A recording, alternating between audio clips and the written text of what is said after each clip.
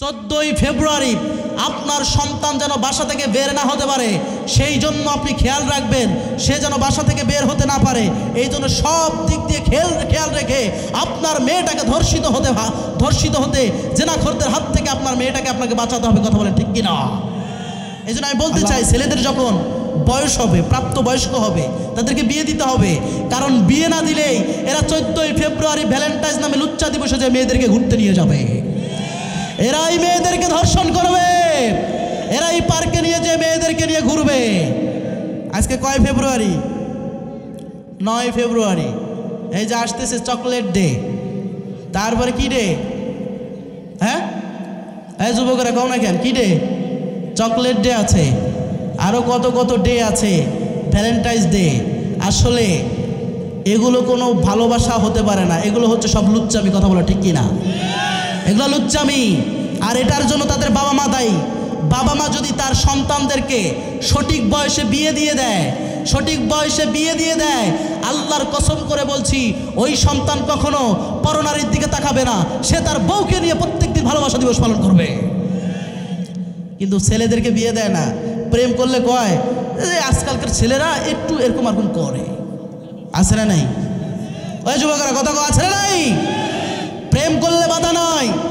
14ই ফেব্রুয়ারি মেয়ে ছেলে একসাথে হোটেলে যে ধর্ষণ করলে বাধা নাই, জেনা করলে বাধা নাই, অশৃঙ্খলা করলে বাধা নাই। কিন্তু ছেলেরা যখন বিয়ে করতে চায় তখনই তাদের উপর হাজারো বাধা চলে আসে। কথা বলেন ঠিক কিনা? এই জন্য বিয়েটাকে সহজ করতে হবে। আমাদের দেশে বিয়েটা কঠিন হওয়ার কারণে জেনা সহজ হয়ে গিয়েছে। বলে আমার মেয়ে এখনো কিছুই বোঝে না, 22 বছর হয়েছে, ওর মেয়ে নাকি কিছুই বোঝে না। আরে আজকে তো দেখা যায়, নিউজে দেখেছি, 11 বছরের একটা মেয়ে তার বয়ফ্রেন্ডকে নিয়ে পালিয়েছে। ফেসবুকে দেখেন নাই? 11 বছরের একটা মেয়ে তার বয়ফ্রেন্ডকে নিয়ে পালিয়েছে। সে বিয়ে করেছে, হোটেলে থেকেছে, এটাতে সমস্যা নাই। আর যখন তারা বিয়ে করতে চায় তখনই আমাদের অনেক বাবা মায়ের গায়ে আগুন জ্বলে যায়। কথা বলেন ঠিক কিনা? বিয়ে এটা খুবই বারাকাত একটা জিনিস। বিয়ে করলে রব্বুল আলামিন বারাকা দেয়। বিয়ের মতো উত্তম জিনিস এই পৃথিবীতে আর কিছুই হতে পারে না। সবচাইতে উত্তম জিনিস হলো বিয়ে। আপনার সন্তানকে বিয়ে দিয়ে দেন, সে সুশৃঙ্খল হয়ে যাবে, সে ভদ্র হয়ে যাবে। কিন্তু আপনি যখন তাকে পরিমিত একটা বয়সে বিয়ে না দিবেন, বাবা মাদেরকে বলছি, আপনার সন্তান যত পাপ করবে, অন্যায় করবে, জুলুম করবে, আপনি তো রাতে ঘুমান, আপনার ছেলে রাতে সকিনার সাথে কথা বলে, জরিনার সাথে কথা বলে, শেফালির সাথে কথা বলে, শেফালি তার বয়ফ্রেন্ডের সাথে কথা বলে, সারা রাত সে যত অন্যায় করেছে, পাপ করেছে, আপনার পিতা মাতার আমলনামায় সব সমপরিমাণ গুনাহ আপনার আমলনামায় লেখা হবে। নিজের পাপ দিয়েই তো জাহান্নাম রেডি, আবার সন্তানের পাপ দিয়ে জাহান্নামে আমরা যেতে চাই? কথা বলেন, যেতে চাই? এই জন্য খবরদার, বিয়েটা সহজ করতে হবে। আমাদের দেশে তো মেয়ের যদি 15 বছর বয়সে বিয়ে দেয়, কয় বাল্য বিবাহ, আর মেয়েটা যে 10 বছর বয়সে প্রেম করে, সেটাতে কোনো বাধা নাই। ঠিক কিনা আমার ভাইয়েরা? এই জন্য 14 ফেব্রুয়ারির সাথে মুসলমানদের কোনো সম্পর্ক থাকতে পারে? কথা বলেন, পারে?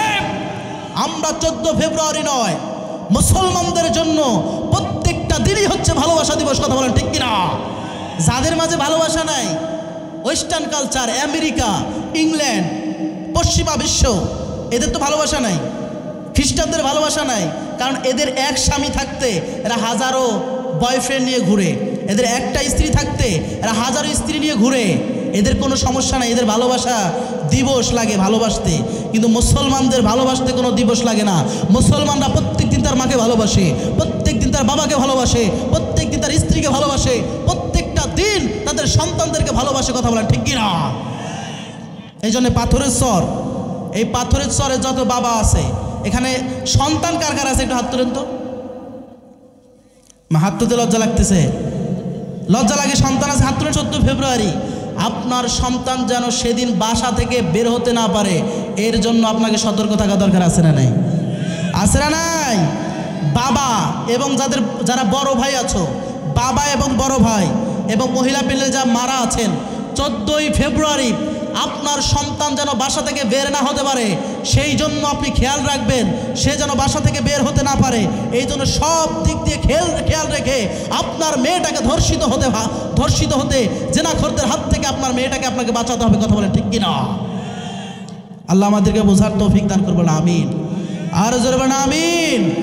আমার ভাইয়েরা, তো ইউসুফ আলাইহিস সালামের মতো চরিত্র হলে ইউসুফ আলাইহিস সালামের উত্তরসূরিরা 14ই ফেব্রুয়ারি দিবস পালন করতে পারে না।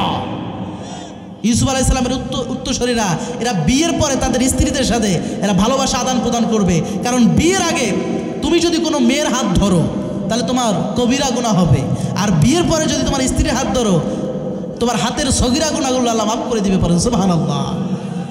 হালাল না হারাম, কোনটা লাগবে? হালাল না হারাম?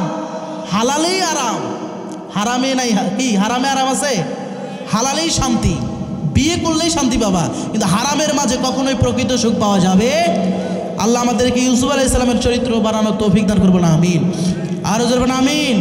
যাদের হৃদয়ে আছে আল্লাহর ভয় তারা কভু পথ ভুলে যায় না।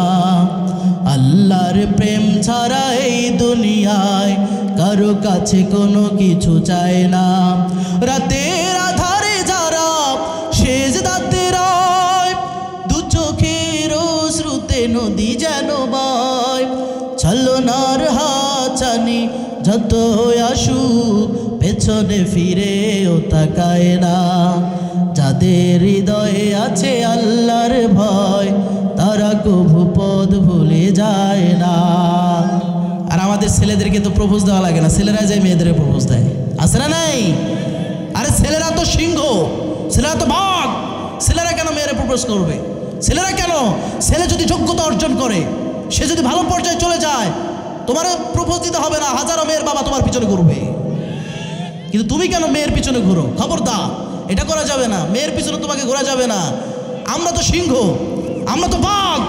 পুরুষদেরকে রব্বুল আলামিন এমনভাবে তৈরি করেছেন এদেরকে দেখলেই বাঘের মতো দেখা যায়, কথা বলা ঠিক কিনা?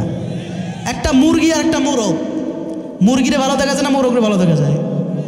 মোরগের পাওয়ার দেখছেন? মোরগরে দেখেন, মোরগের কি চেহারা! একটা রয়্যাল বেঙ্গল টাইগার, তার পাওয়ার আছে না নাই? আরো জন আছে না নাই? দেখবেন সব ক্ষেত্রে রব্বুল আলামিন পুরুষদেরকে সুন্দর আকৃতি তৈরি করেছেন, গঠন প্রণালী দিয়েছেন। কিন্তু মেয়েরা যে দেখতে খারাপ এমনটা নয়, মেয়েদেরকে আলাদা সৌন্দর্য দিয়েছেন, কিন্তু পুরুষদেরকে রব্বুল আলামিন বাঘের মতো সিংহের মতো শক্তি সামর্থ্য দিয়ে তৈরি করেছেন, কথা বলে ঠিক কিনা?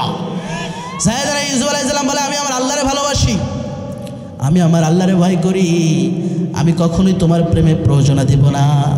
এজন্য সাইয়েদনা ইউসুফ আলাইহিস সালাম যখন প্ররোচনা দেয় না, জুলাইখা তখন ষড়যন্ত্র করে রাত 12টার সময় ইউসুফ রে 7টা অন্তর্মহলে নিয়ে যায়। কয়টা অন্তর্মহল? অন্তর্মহল বুঝেন? অন্ধকার মানে ভিতরের ঘরের মধ্যে 7টা, মানে 7টা দরজার ভিতরে একটা ঘর। সেই ঘরের মধ্যে সাইয়েদনা ইউসুফ আলাইহিস সালামকে রাত 12টার সময় নিয়ে যায়।